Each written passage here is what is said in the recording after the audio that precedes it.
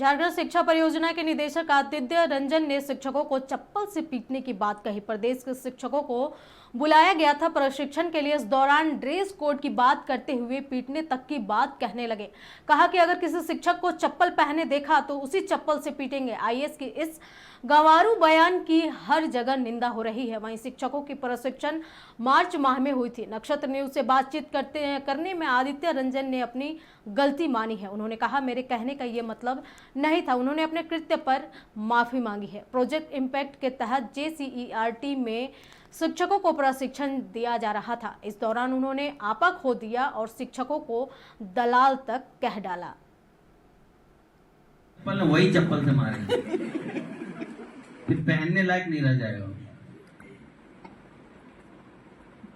तो अभी आप स्कूल में जाके स्पष्ट बता दीजिएगा, यूनिफॉर्म नहीं है तो शुरू कर दीजिएगा कि भाई सबको व्हाइट शर्ट ब्लैक पैंट में आना है, सबको यूनिफॉर्म कलर के साड़ी में आना है। अभी शुरू कराना है स्कूल में तो शुरू कराना। अगर मेरे को ये 6-5 दिखा ना, मैं बता रहा हूँ बहुत बुरा होगा फिर आपके साथ।